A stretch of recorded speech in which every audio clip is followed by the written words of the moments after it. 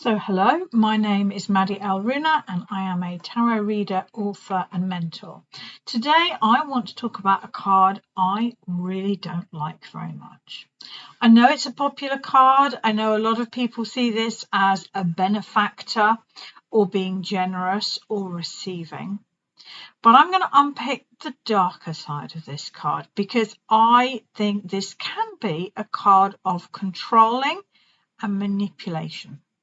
Let's start by having a look at all of the sixes in the Rider-Waite deck.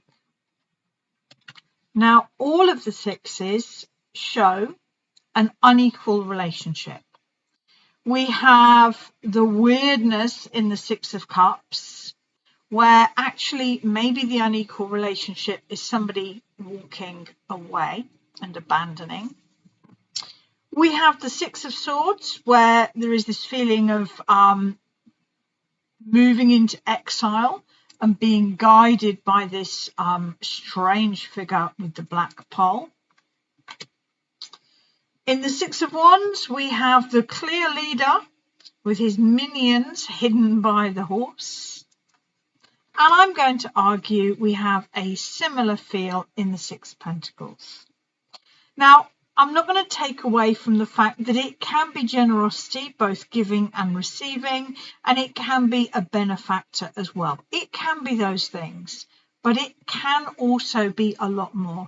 Number one, if we have a look at this chap here, a man in the guise of a merchant, I believe is what the little white book says. And we have these two, they appear to be beggars. We've got a patched cloak down here. We've got, is it a bandage or some sort of a cap here? It's not quite clear. But the first thing I would say is that the merchant is clearly standing up and the two beggars are on their knees with their arms out or their hands out. Now, to me, that's not generosity. Generosity is not giving to somebody in desperate need and sort of maximizing my status whilst giving to them. That doesn't ring true for me. The scales are an interesting image. We also have the scales in justice, of course, and we have the scales etched onto the surroundings of the Ten of Pentacles. Now, the Ten of Pentacles can be, I know it's another card people love, but it can be excess. All of the tens can be excess. There are 9 single-digit numbers, so 10 can be too much. So to me, the link between this man and the scales is a feeling that he may be offering money because he literally has an excess of money. Is it generous to give what you don't need? I don't think it is. If I've got 2 copies of a book because I bought one and I was given one, and I give you one of those copies, it's not really a generous act because I have more than I need. The next image that always catches my attention is the way the money is given. Now, the beggars appear to have open hands. They appear to be they're showing they have nothing in their hands. They are open-handed. They are receiving.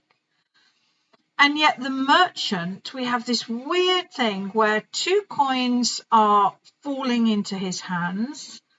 2 coins are a little bit held back. And if you look very carefully, I think you can see the last 2 coins in his hand. I've seen this represent using money to control, or more particularly appearing to be generous, but expecting more back than you've given.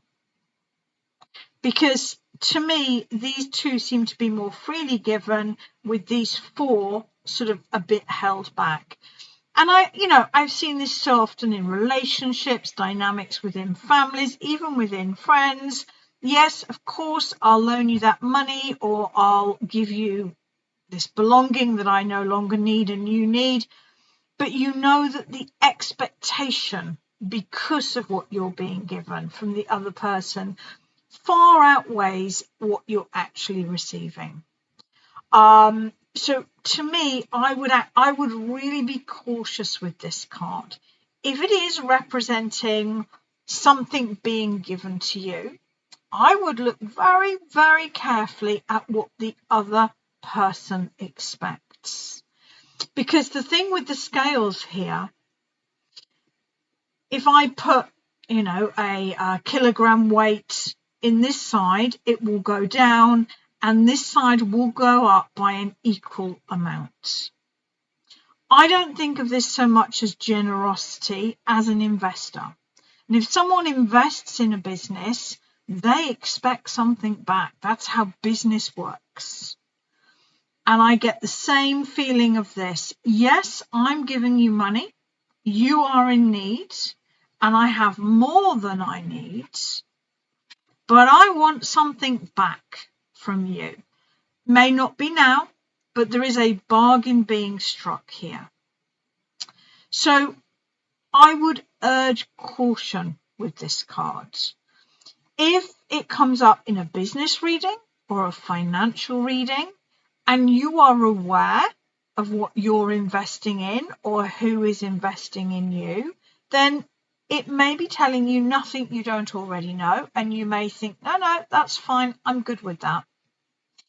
But watch out for it in relationship spreads, because a good relationship, whether that is within a family or romantic or with a friend, is not based on this sort of weight and measures idea of, well, I've been to your house twice, so you need to come to my house twice now.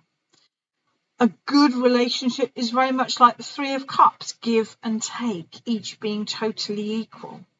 So this is one of my big red flags in a relationship spread. I don't like it.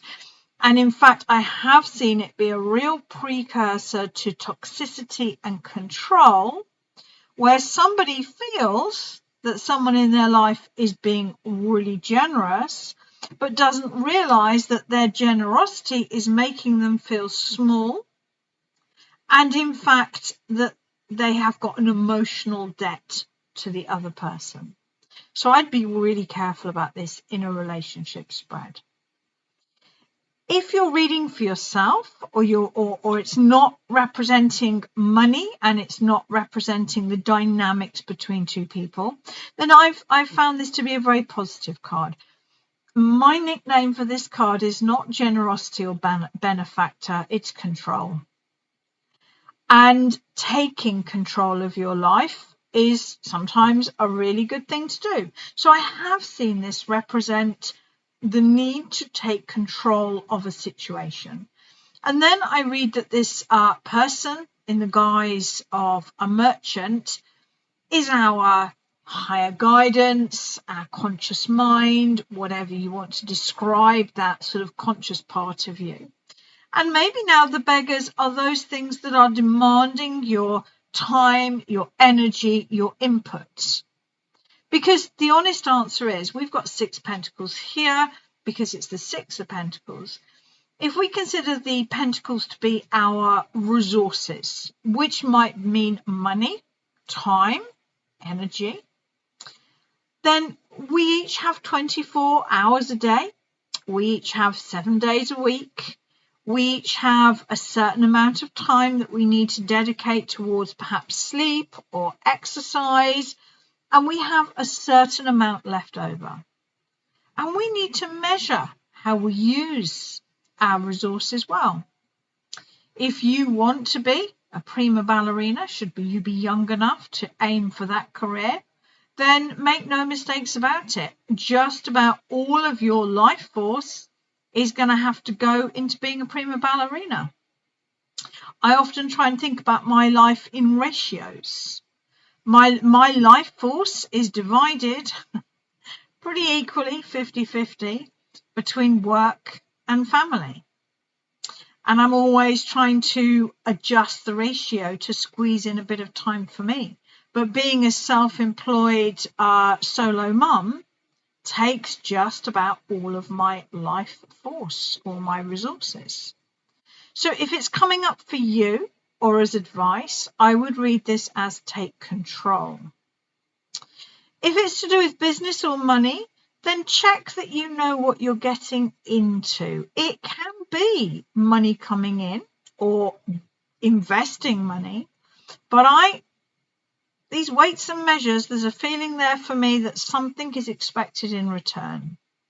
And if it's coming up in a relationship, I would be really, really careful.